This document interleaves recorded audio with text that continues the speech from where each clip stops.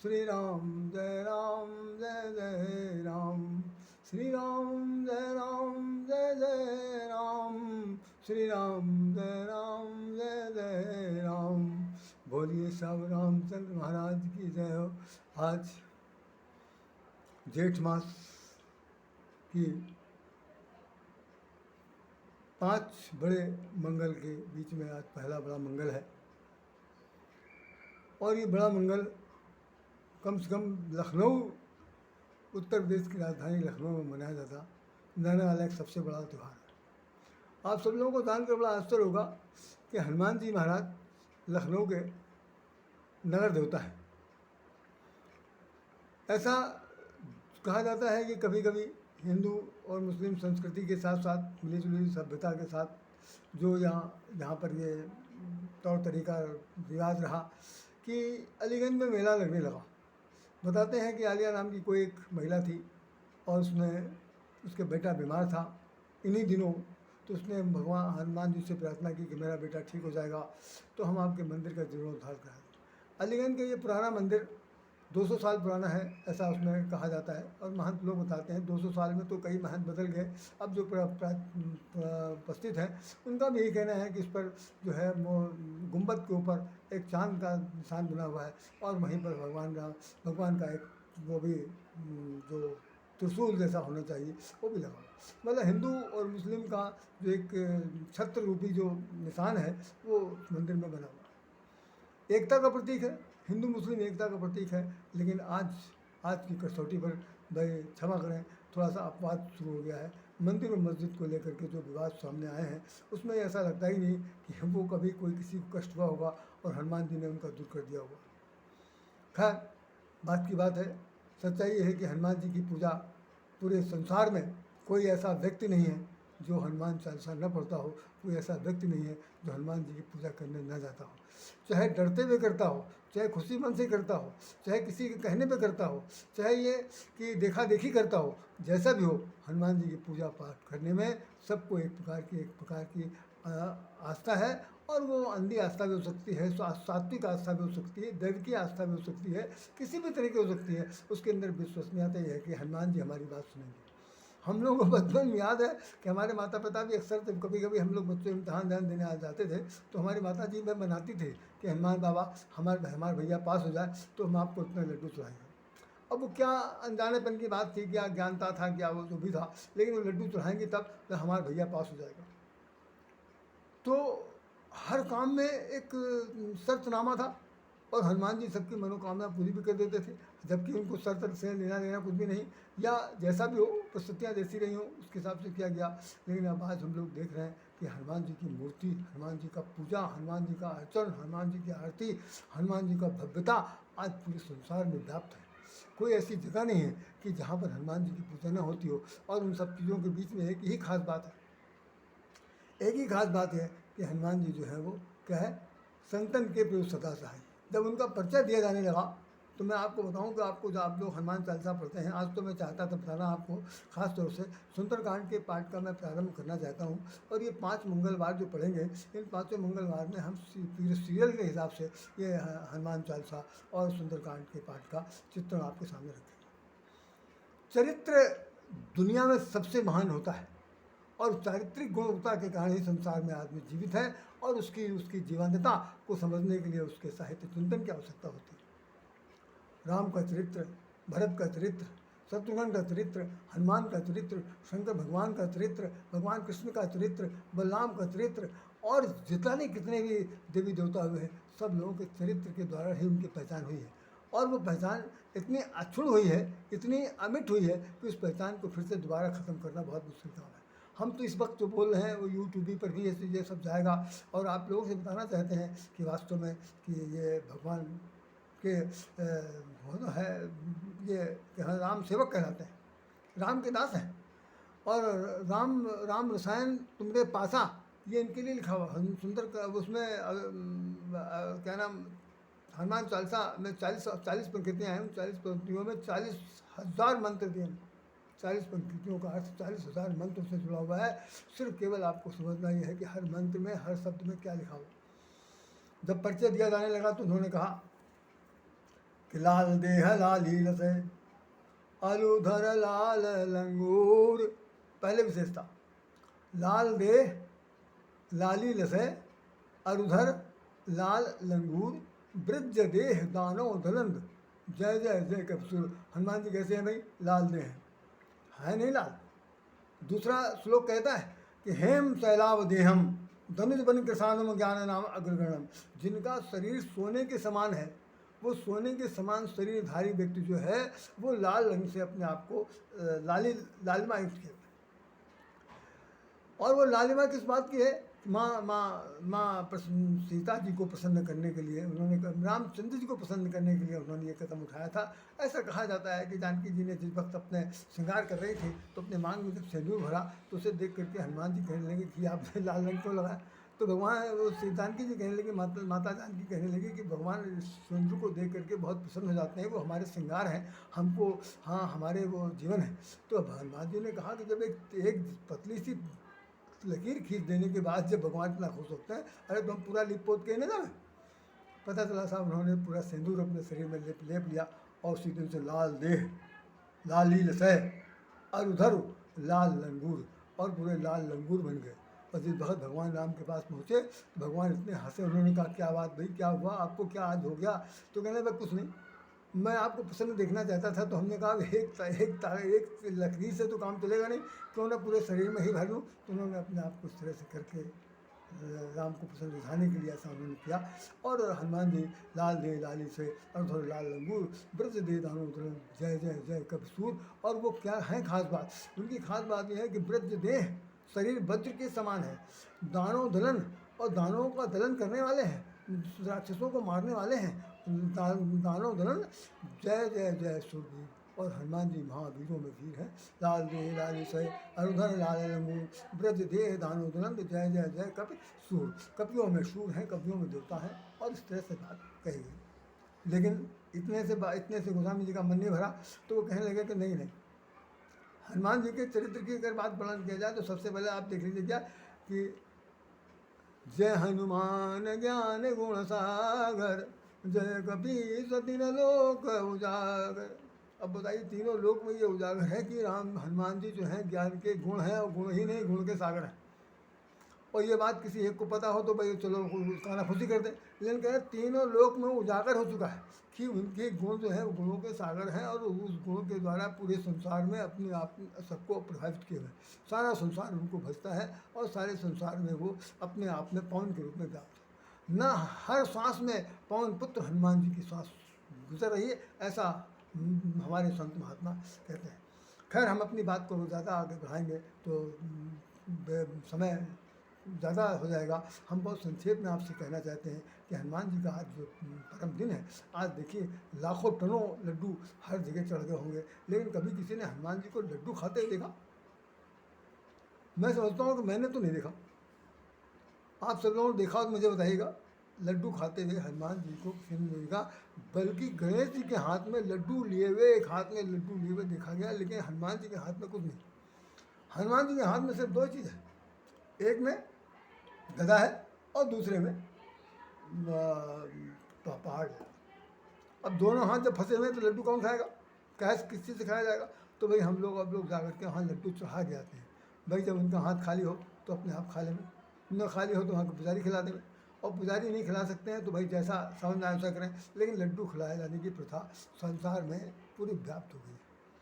यहाँ तक कि चूँकि ये हमारे नगर के देवता हैं तो ऐसा कहा जाता है, मैं आज परिचय दे रहा हूँ सिर्फ आपको, मैं ये तो समय नहीं मिलेगा तो मैं आपको कल इसके बाद वाले एपिसोड में बताऊंगा कि जितने भी वीआईपी लोग इस उत्तर प्रदेश की राजधानी लखनऊ में आते हैं तो उनका जो है यात्रा तभी सफल हो पाती है जब उनको हनुमान सेतु पर या पुराने अलीगंज मंदिर में या हजरतगंज के अंदर जो दक्षिण मुखी हनुमान जी हैं वहाँ पर बिना वीआईपी लोगों को दर्शन कराए यहाँ के कोई भी मंत्रिमंडल का मंत्री उन्हें जाने नहीं देता। इतनी बड़ी प्रमुखता। अन्य प्रदेश में, अन्य जिले में हनुमान जी की पूजा जेठ के महीने में होती है नहीं होती मैं नहीं जान सकता, लेकिन हमारे उत्तर प्रदेश की लखनऊ राजधानी इसके लिए गौरवान्वित है और हनुमान जी सब पर कृपा करते हैं, ऐसा मेरा विश्वास है। तो मैं ज़्यादा आज क्या बात कहूँ, मुझे तो लग रहा है कि बहुत संक्षेप में आज कहना पड़ेगा, क्योंकि हनुमान जी के बारे में कहने के लिए तो एक बात यही बार बार ये समझ में आता है कि इतना कुछ कह दिया जाए, इतना कुछ कह दिया जाए कि भाई वो फिर कभी भूल ही ना पाए। तो हनुमान जी ने अपने जब वक्त उनके लिए चालीसा लिखने लगे तो गोस्वामी जी ने सबसे पहले ये लिखा, सबसे पहले लिखा, जानते क्या लिखा? बुद्धहीन तनु जान के श्री गुरु चरण सरोज रज निज मन मुकुर सुधार बरनहु रघुबर विमल जस जो दायक फलचार। श्री गुरु चरण सरोज रज, ये संक्षेप में समझ लीजिए कि हनुमान जी जो है वो गोस्वामी तुलसीदास जी के मानस गुरु हैं। तो अपने गुरु जी से वो प्रार्थना कर रहे हैं कि आपके कमल रूपी चरणों का रज जो है मैं अपने आँखों में लगाना चाहता हूँ। श्री गुरु चरण सरोज रज निज मन मुकुर सुधार, मन रूपी दर्पण को अपन लगा करके सुधार कर रहा है। आपने देखा होगा पहले ज़माने में ऐसा होता, तब तो मुझे नहीं पता, अब तो तमाम सारे ऐसे ही डाके। पहले ये था कि जो तंबोली लोग थे, जो चौरसिया जो पान वान बेचते थे, वो लोग उनके दुकान में जो शीशा लगा रहता था उसको वो चूनी से साफ करते थे, कास्टिक से, तो उसकी मैल छूट जाती थी, उसके अंदर स्पष्ट छवि दिखाई पड़ती थी। अब आपका मन बहुत मैला हो गया। अच्छा, मन कौन सा है? दर्पण है। और उस दर्पण के अंदर क्या खास समस्या है कि बहुत मैला हो चुका है। उस मैलेपन को हटाने के लिए कह रहे हैं कि हनुमान जी के चरणों के रज को हम लगाएंगे तो क्या हो जाएगा कि मुकुर सुधार, मुकुर में दर्पण में सुधार आ जाएगा। सुधार कैसा आ जाएगा कि उसके अंदर मैं जैसी छवि देखना चाहता हूँ वैसी छवि दिखाई पड़ने लगी। मान लो हम राम की छवि देखना चाहते हैं, अपने इष्ट की छवि देखना चाहते हैं, या अपने प्रेमी की छवि देखना चाहते हैं, तो कम से कम उसमें कोई धूमिल तो नहीं दिखेगा, सब कुछ स्पष्ट दिखेगा। इसलिए मन मुकुर सुधार।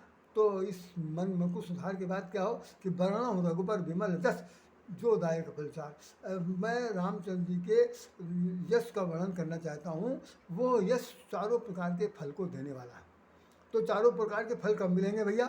जब हम उनका यश गाएंगे। और यश कब गा सकते हैं? जब हमारा मन रूपी जो दर्पण है वो जब साफ़ सुथरा होगा, उसके अंदर सुंदर छवि आएगी, तभी हम अपनी बात कह सकते हैं, अन्यथा हम नहीं कह सकते। तो हनुमान जी से वो प्रार्थना कर रहे हैं कि हे प्रभु, श्री गुरु चरण सरोज रज निज मन मुकुर सुधार वर्ण रघुबर विमल जस जो दायक फलचार। दूसरा दोहा उनका क्या कहता है? वो हम आप सब लोगों के लिए अनुकरणीय है, बस हम ज़्यादा नहीं कहेंगे, यही दोहे से ख़त्म करें, क्योंकि हमें सुंदरकांड की बात बतानी है। अब आज नहीं बताऊंगा, अब फिर अगले दिन बताएंगे। अब तो यही है कि बुद्धिहीन तन जान के सुमिरो पवन कुमार। जरा देखिए चालाकी कितनी बड़ी बात है कि मैं बुद्धिहीन हूँ, और ये आप जान लीजिए, हम तो बता रहे हैं लेकिन आप भी समझ लीजिए कि बुद्धिहीन तनु जान के सुमिरम पवन कुमार बल बुद्धि विद्या देव मोहि हरऊ कलेश विकार। हर प्रकार से अपने हित की बात कर रहा हूँ। भक्त तो अपने हित की बात करता, हनुमान जी से कह रहा है कि मेरा कलेश विकार दूर हो जाए, और साथ साथ ये है कि भाई आप हमें ऐसे बल दीजिए, संसार के साथ जूझना है। तमाम सारी सांसारिक विषमताएँ आएंगी, उनसे विषमताओं से, तन से, मन से, धन से, सब प्रकार से जूझने के लिए मेरे अंदर एक बल चाहिए, एक आत्मबल चाहिए, एक मनोबल चाहिए। तो बल, फिर उसके बाद बुद्धि बहुत जरूरी है।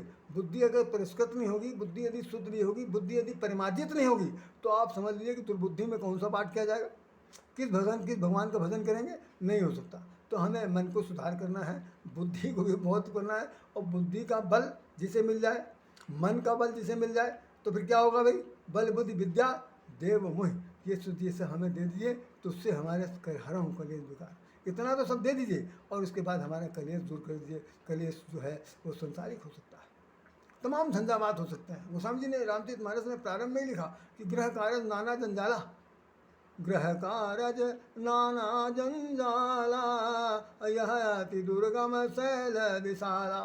ये दुर्गम है, ये ग्रह के कार्य निराले हैं, इतने निराले हैं, इतने झंझटी हैं, इतने जंजाल भरे हुए कि इनको पार करना, इनके साथ अपने आप को सामंजस्य स्थापित करवाना बहुत कठिन काम है। ग्रह कारज नाना जंजाला, और ये कैसे हैं? यह अति दुर्गम, यहाँ तक अपनी सफलता प्राप्त करना बहुत मुश्किल काम है। और दुर्गम शैल विशाला, पूछा गया कैसे हैं भैया? वो तो पहाड़ के समान। तो बताओ, जो पहाड़ के समान होगा वहाँ आदमी कूद फान करेगा तो हाथ पैर तोड़ लेगा, तो जा ही नहीं सकता। ऐसी स्थिति में भाई ऐसे ग्रह का जाला में अगर हमारे कलेश हो सकता है, किसी प्रकार की कोई समस्या आ सकती है, तो समाधान के लिए महाराज मेरे हरों कलेश विकार, मेरे कलेश को विकार दूर कीजिए। और हनुमान जी आप गुण के सागर, ज्ञान गुण के सागर हैं, हम पर कृपा कीजिए। हमारे आपसे यही प्रार्थना है। इन्हीं शब्दों के साथ मैं आज चाहता हूँ कि यहीं पर इसको विराम दे दिया जाए। आप लोग भगवान का भजन कर रहे हैं, राम का भजन करिए, हनुमान जी का भजन करिए। हम बहुत कुछ कहना चाहते थे, लेकिन वास्तव में आज बहुत समय बहुत व्यतीत हो चुका है, मेरे पास समय बिल्कुल नहीं था। मैं कल से बनाऊंगा या आगे की जो प्रक्रिया होगी उसको पूरा करेंगे। तब तक के लिए आप लोग हनुमान चालीसा को पढ़िए, हनुमान चालीसा को हृदयंगम कर लीजिए और उसके एक एक शब्द पर अनुकरण करिए। जैसे आज मैंने एक सज्जन को लिख के दिया कि हनुमत से ही सब सुख करें, जो हनुमान जी की सेवा करेगा वो सभी प्रकार के सुख भोगेगा। अच्छा भैया, हमें आपको क्या चीज़ चाहिए? सारा संसार जो है वो सुख है तो चाहता है, दुख से तो दूर भागता है। जैसे होता नहीं, कड़वा कड़वा थू और मीठा मीठा हप, तो मिठाई सबसे ज़्यादा मिले, सुख हम ही को मिले, दुख दूसरों को मिले, दुख पड़ोसी को मिले, सुख हमको मिले। इस तरह की तो कामना पूरे संसार में है।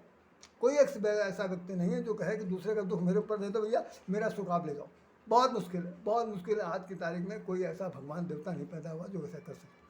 तो मैं यही कहूँगा कि भाई इस सुख को प्राप्त करने के लिए हनुमान जी की सेवा की जानी चाहिए, हनुमान जी के चरणों में शीश झुकाना चाहिए। सब लोग तन मन से, धन से जाइए और बहुत ही निर्मल मन से जाइए। निर्मल मन से जाइए, तभी हनुमान जी आप पर कृपा करेंगे। क्योंकि उसमें एक लाइन लिखी हुई है कि निर्मल मन से जो जाएगा, क्या उसमें कि ना कि कुमत निवार सुमत के संगी, जो कुमति को निवारते हैं, सुमत के संग करते हैं। जो कुमति बुद्धि वाला जाएगा उसको तो कुछ भी नहीं कहेंगे, अगर सुमति वाला जाएगा तो उसको अपने पास बैठा लेंगे, अर्थात उसको अपना बना लेंगे। तो हनुमान जी चाहते हैं कि सुमत वाला व्यक्ति मेरे पास आए, हम उसके साथ चलें और कुमत वाले के साथ कोई ऐसा उल्लंघना नहीं करेंगे, लेकिन भाई उसका कोई अनिष्ट भी नहीं करेंगे।